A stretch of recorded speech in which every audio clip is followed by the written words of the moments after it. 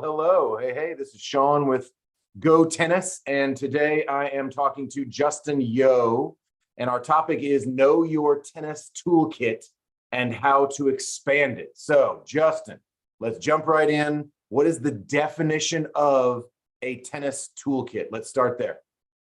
Yeah, good morning, everyone. I would just say it's mainly understanding all the strokes that you have in your game, and also making sure that they apply to some kind of tactic. Um, I think a lot of people don't understand the mix between technique and tactic very well. So once they start to understand that a bit more, they understand their toolkit more. So, technique versus tactic, you said.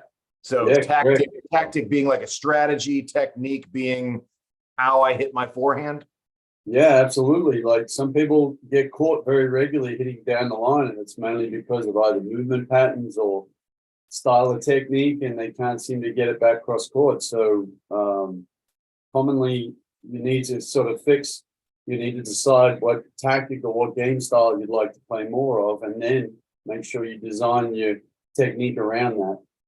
Because otherwise, your toolbox is your toolbox. You could be just a variety pack of everything, but you're actually looking to say, well, I'd like to play more aggression, but you don't take the ball on the rise. So pretty hard to be aggressive. All right, so the toolkit itself is what I have in my toolkit. So if I have a forehand, but that's not everybody's got a forehand. The Yep. toolkit is more about, do I have an aggressive inside out forehand, or do I have a forehand drop shot? I mean, a forehand inside out drop shot. So we're talking like which golf clubs are in your bag kind of thing, right?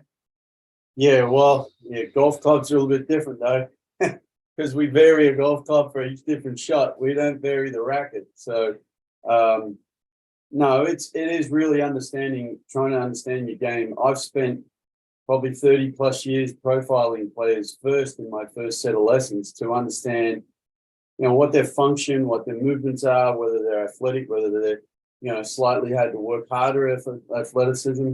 Then you actually sort of find out what kind of style of player they are. And then talk about personality. Like I've seen a lot of people that are very, very aggressive, very intense people, but they're counterpunching all day because their toolkit just doesn't allow them to be that aggressive. So toolbox is really understanding, what you are, what you're about, what your game style is. Have you been doing it for 20 years the same way? And then whether you'd like to flip the switch a little bit or add something to it, and change things up a little bit, and whether your body allows that too and your game allows that. So your toolkit can always be changed. I say that over and over again. I'm 50 now, and I've had to adjust my serve for my body. Still cranking 120 mile first serves, just purely by adjusting the toolkit where I needed to make sure I still get the outcome I'm looking for. But in that case, that sounds like, in that specific example, that sounded more like a technique adjustment to keep the toolkit functional, right? So that if the toolkit includes, like, I don't have a 120 first serve, that's just never really been part of my game. I need my kick serve working or I will lose. So in that case, as I get older, I might adjust the technique to keep the toolkit in play. Yeah. And I mean, it's been very clear with what Rafael Nadal's done the last few years. Novak changing the serve too, He's playing the variety first serve, and people don't understand. He really didn't adjust his serve. He spent 6 months mentally believing that he can change the first serve up versus just going bang first serve and then into a second serve. So he's created that and worked hard at trying to mix up the first serve to allow him to penetrate on the third shot. So and that's been very obvious in the last few, at least the last couple of years. So it just shows that guy too has evolved from 9 feet, 10 feet back behind the baseline to 2 feet in the front of the baseline. And if there's anyone that's evolved his toolkit, it's Rafael Nadal.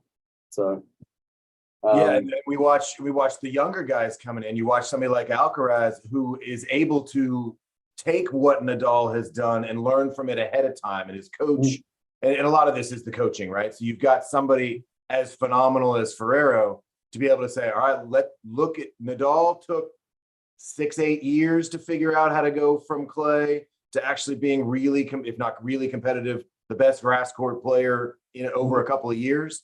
But he did this. These are the adjustments he made. And a guy like Alcaraz is making those adjustments even sooner. Right.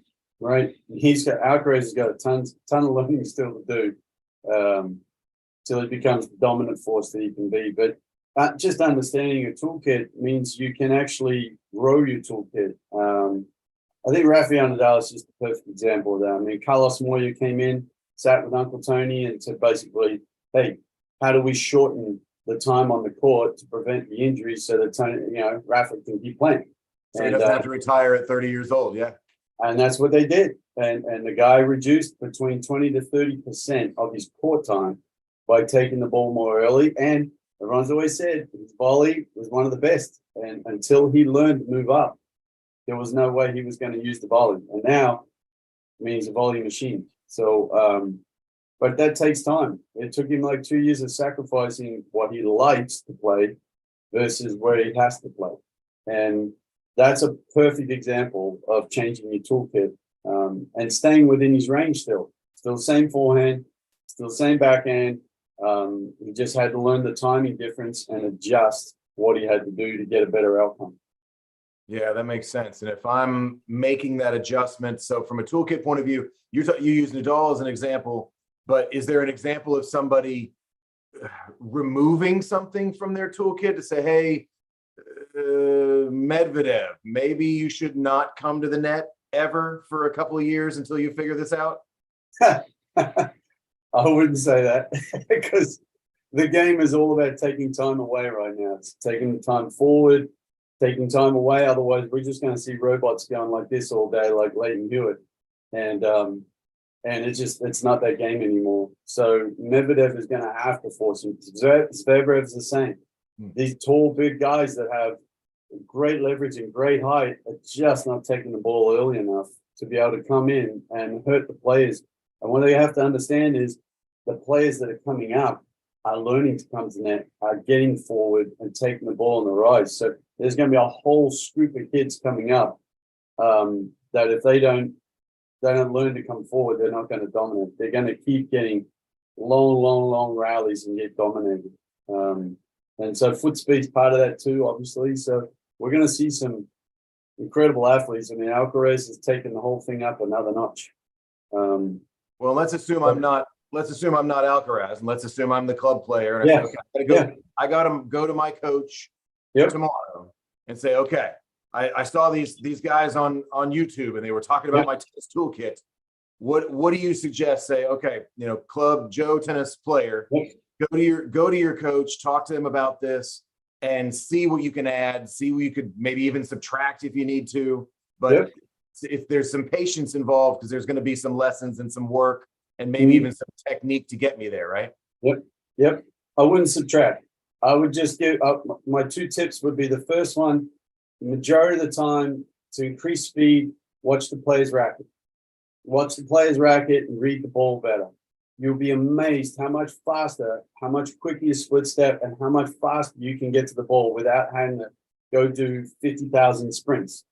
As I don't see that focused enough on even at the higher level. I mean, Djokovic, you see him like this all the time, looking because he's trying to make sure he sees that timing, get those milliseconds, that the processing's faster, the movement's faster, the perception's faster. So that's my first tip.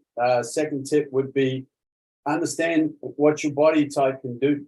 Because I wouldn't subtract or I wouldn't add until you know what your body type can do. We cannot, I'm 50, there's no way my shoulder development will allow me to come down under the ball like the players hit nowadays. My shoulder development internally rotate won't happen. So I'm more of a tabletop forehand and it's always going to be there. So understand your toolkit and then work with that because you can always grow it. I like it. Justin Yo, thanks. I appreciate it. Welcome, mate. See you next week.